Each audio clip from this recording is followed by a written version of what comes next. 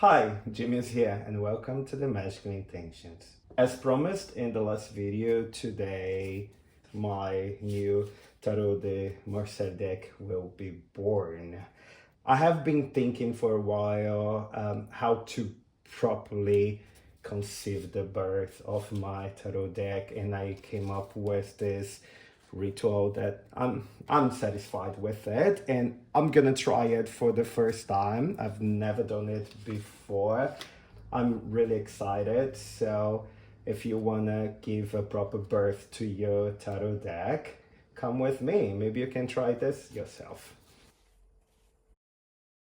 As the first step, I will suggest you symbolically take a period of 9 times an amount of certain time for your tarot deck just to rest. What does that mean? A symbolic number will be 9, the number 9, which is a reference to the 9 months of gestation. You're gonna let your tarot deck rest somewhere. It really depends of how much time you have available and how much intention you want to put there. It could be something from 9 minutes. Just stop for 9 minutes, just meditate, think of your tarot deck being generating before it's born. It could be 9 days, which is what I did, or 9 weeks. Or if you have the amount of time and patience, do it for 9 months. I know it takes some time, but it's worth the profit that we'll have over it. Okay, and what I'm gonna do here, the first thing, I'm gonna take the Fool. The Fool is not gonna be part of the ritual because it's full. Yeah, but don't worry, he'll be totally fine. But you just take the Fool and then you put it in a book, in your grimoire, and leave it there. Leave it, it's gonna be hidden. It will not see the ritual happening. You can give the Fool for a friend to keep it until the ritual it's over. The next step, you should separate the major arcana, put on the side, and you will separate the 4 suits. So if you have a look here on my altar setup, what I did here, by representing the pentagram, the 5 edges of the pentagram, I'll take the right side to represent the element of earth, and here I placed a cup with some earth from my backyard here. So following clockwise, on the next edge I will place a candle, and this candle will represent the element of fire. Following to the next edge, you just choose an incense of your preference to represent the suit of air. Next, you put a little chalice, or it could be a glass, a cup, or something to represent water. And the first one that should come on the top, it will represent yourself. So here you need to put a personal object or a mirror, but something that you think it represents yourself. Here I have a dark mirror to represent my own self. I will not need this pentagram here for now. If you're familiar with tarot, you should know that the suit of pentacles represents the element of earth, wands, the element of fire, swords, air, and cups, the element of water. So I'll place on here on my altar the suits in exactly that position, following clockwise. Next to the little plant pot, I will place the suit of pentacles. Next to the fire, I'll place the suit of wands. Next to the incense, the suit of swords. Next to the chalice, the suit of cups. And next to my personal object or mirror, I'll place the major arcana. So now I'm gonna open the ritual properly. The first thing, you need to perform an action on each representation, and while you perform those actions, you should say some incantation words. You can just copy myself or you can create your own, but use words that you can feel they are meaningful to you, they're really powerful, and you always make you make a reference to the fourth elements plus the fifth one, and you're gonna kind of have this conversation with your tarot deck, and you will empower them with the forces of those elements.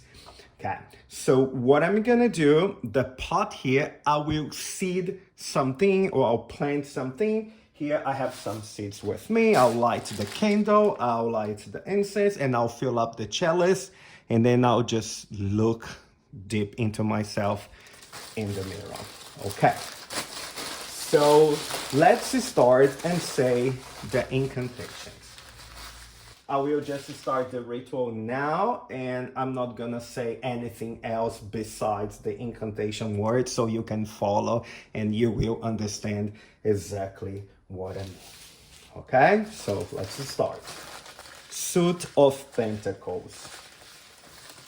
I give you the power of earth,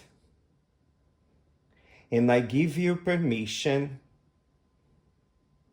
over my physical body. Suit of Wands. I give you the power of fire, and I give you permission over my passions. Suit of Swords. I give you the power of the air, and I give you permission over my mind.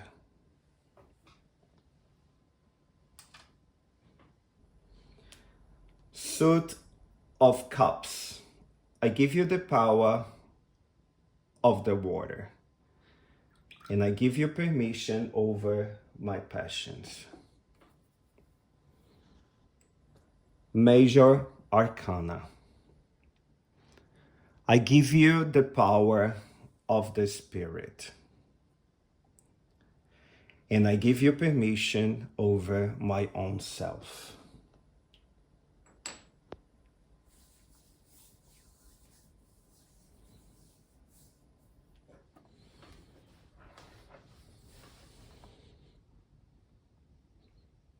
So take some time here and just meditate and think of your relationship with your new tarot deck, and just consider this tarot deck as being a children of yours. So and just tell them like how you're gonna treat them, how you're gonna take care of them,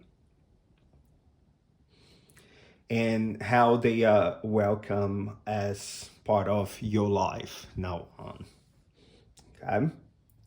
So take as much time as you want to think and to reflect.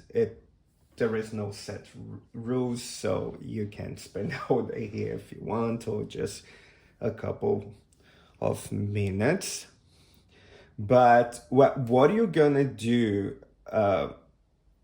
next, I will say it's a good idea to walk through the whole deck and just to connect with the cards. Like, for example, I like to start with the Major Arcana. So here you will just look at the card. Even though this is a total new tarot deck for you, if you don't know the pictures, you don't know the meanings of anything, just try to imagine yourself in this situation in the picture, imagining yourself as the main character in this picture and try to reflect in what situation your life you felt like that, you act like that, in what situation your life you were a magician, that you had all the all you needed, all your tools in your hand. And here, so just pass through the cards one by one. 77 cards, because the Fool is not here.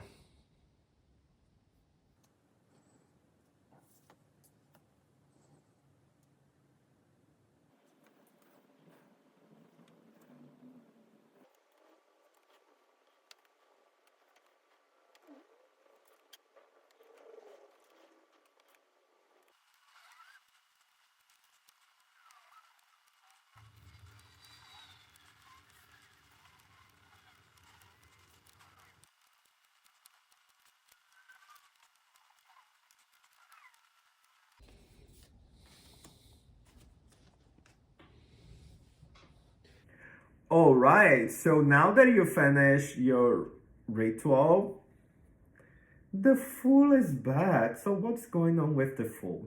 Okay, so the Fool, it's a deck apart. So the card itself, it's a whole deck. So it's not a minor arcana, and I know it's considered to be the major arcana, but it's a kind of different major arcana. It doesn't fit anywhere. Okay. And you might think, oh, this is the only card that didn't receive all the power of the fourth elements plus the first element. So what's gonna be of it? But don't worry, the Fool is totally fine. The Fool, even though it's full, and even though it's we feel like it, but the Fool is the one who has the biggest power of among all the 78 cards, because it's it's like uh it's like a blank page. It's like a blank page that it can absorb anything. So through the readings that you go through, and then you just pay attention how the Fool acts, in which situation it comes, and slowly you're gonna start understanding what is the power of the Fool in that specific deck there. So just remember, it's the most powerful card, even though it doesn't look like, even though it's called a Fool, but it is a powerful card. It can absorb any power you want it to be infused with. Okay, so just put it back in your deck and then shuffle and start your readings normally. That's it. So I'll see you in the next video.